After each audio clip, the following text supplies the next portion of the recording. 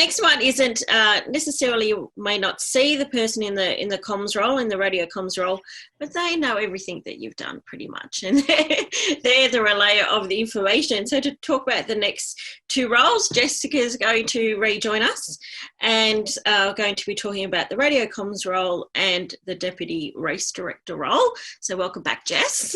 Thank you. And okay, so tell us all that we need to know about the comms role. Oh, so a lot of people, or competitors even, especially, don't probably necessarily know that every little thing comes over the radio.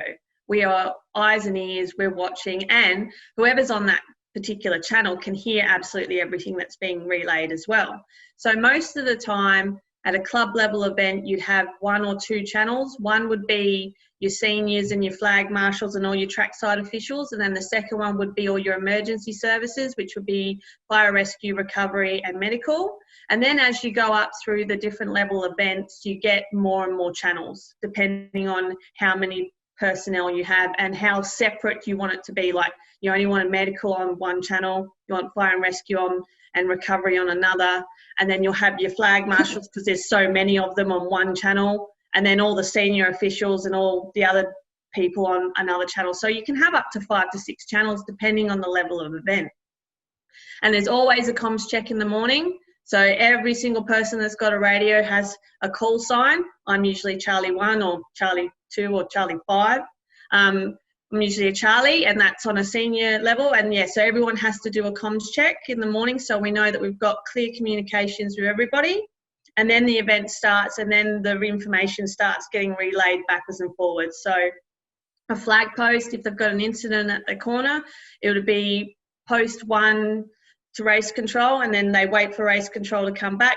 Race control will go ahead, post 1, and then they start relaying what the information is. So it's very detailed, and we wholly and solely rely on basically radio comms to hear exactly what's going on trackside and anywhere else in the paddock, or with the stewards, or with timing, or with marshalling to see if the cars are getting gridded up. So yeah, it's very, very intricate role. It's very important role, and it's also quite a pressured and can be quite full-on role, because sometimes when there's an incident unfolding, flag marshals can get a bit flustered. There's so much content coming in, and you have to sometimes scribe, so you're writing everything that's coming in on the radio, and then you're trying to speak to say, yep, I heard you, flag 1, or whatever else is going on that you need to ask.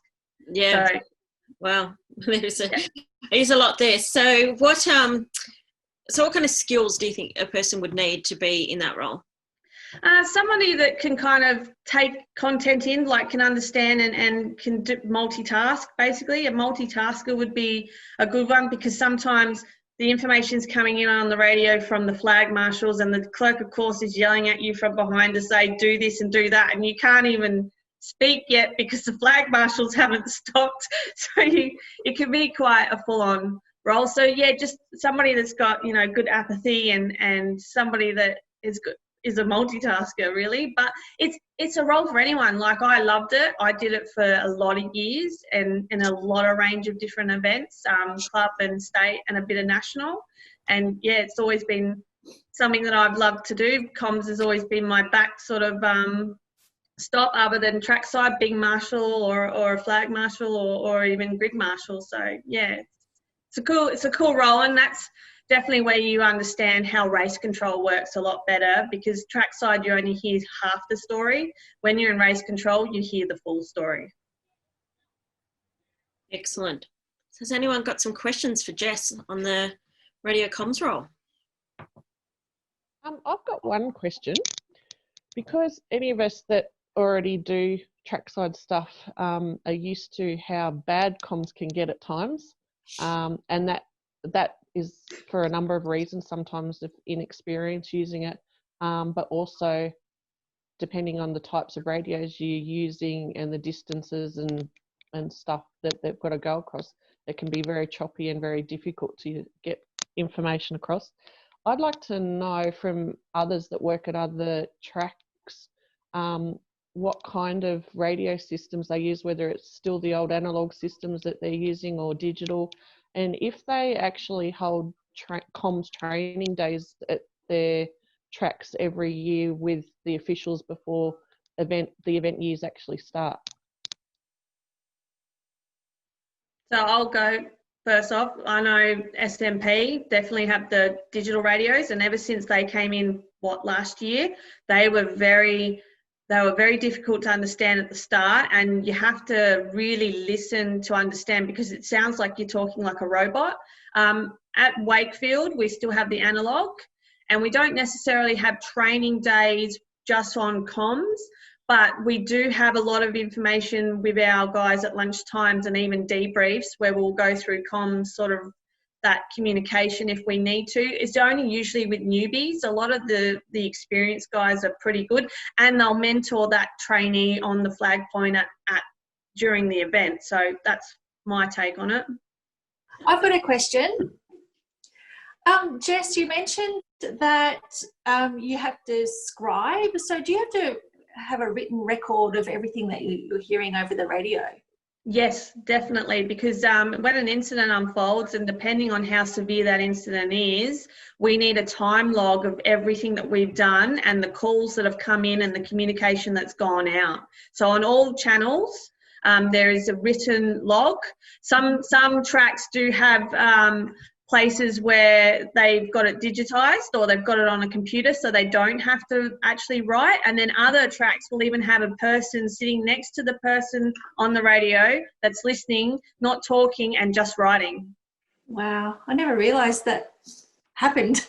Yeah, yeah, it's quite intricate, but yeah, if you're a multitasker, you're listening, talking and writing at the same time. Wow. Yeah. Thank you. Onto the Deputy Race Director role.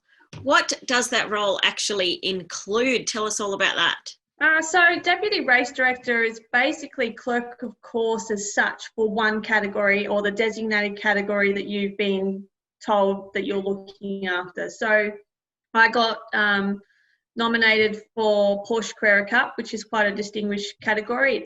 It's very cool, and there's things that definitely happen in that category throughout the series, so it is very, very competitive. But yeah, so I'm Deputy Race Director for Porsche Carrera Cup, and basically what that entails is whenever that category is on track, we go up into race control, and then we take over from the clerk of course, and the race director is basically advising the clerk of course exactly what he would like or she would like to do with that category when they're on track at that time. Okay, that's interesting.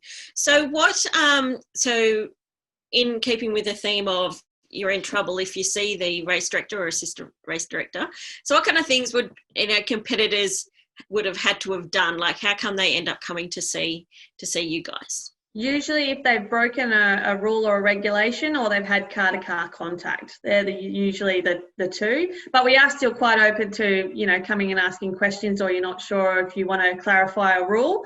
Those things happen as well. But usually we handle the judicial. So we take over from an assistant clerk, which is normally the role that they would have. But yeah, race director or deputy race director handle the judicial as well with that category. So it's all in-house, so it stays in-house, and it's typical at a national or international level event. I haven't ever seen really a race director at a club or a state level. It's all at national, televised, and high stakes and big sheep stations and big prize money sort of events that you get a race director, and that's just to keep the consistency within the category throughout the series. Right. Every event there's a different clerk and there's a different track and there's a different way of doing things. So this with the national series is keeping consistency within the category so that the way things are handled are the whole year. It's the whole way through the series for that year.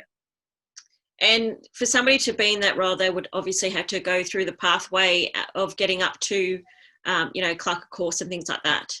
You definitely, to get to the race director role, you need to be at least a silver level clerk of course, which has taken me basically 10 years to obtain. So, and you have to be confident in your silver and know your rules and regs. And also you've had to have had a decent amount of exposure, but also with race director role that you need to be open to going into gold level or aspiring to gold level. So with race director, once I lose the deputy title, if I lose the deputy title, I would have to be a gold class, still like a gold class graded official, and that's basically international level of events. So, all right, great. yeah. Somebody got some questions for Jess on that role. I've got a question. Mm-hmm. When I'm in the safety car as the communicator and we have all the different categories like Carrera Cup or whatever, I end up with another radio and I'm balancing 4 radios. And I've often said to the driver, why in the hell can't they just use the same radio? So is there a reason for that? Why have different radios?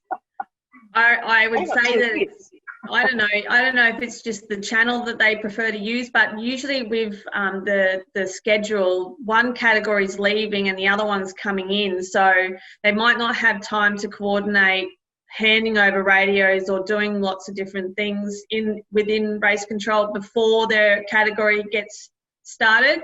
So I think it'd just be a compensation thing where they're double checking that they've got communications with the safety car and that they can rely that they have got you on comms and that they've done a comm check and off they go. So I think it'd just be certain race directors making sure that they've got direct communication with you in the safety car.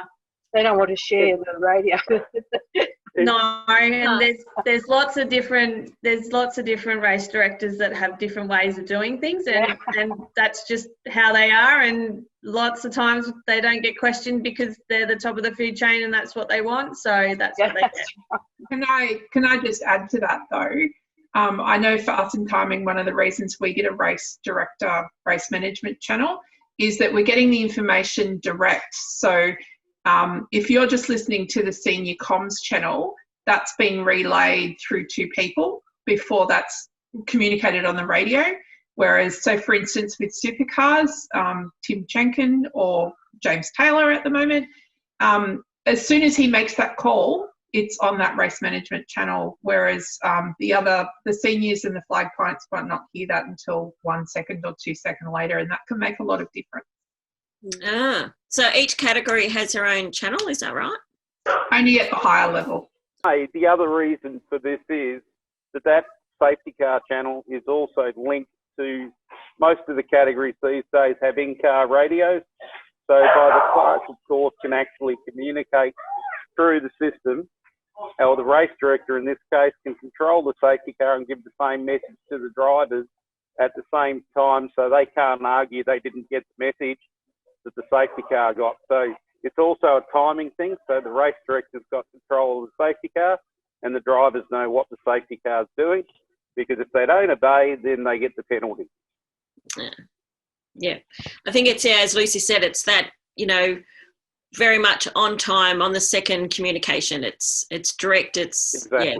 It's got to be right at that second. Yep. All right, fantastic. Well, thank you so much for that, Jess. It's been very enlightening.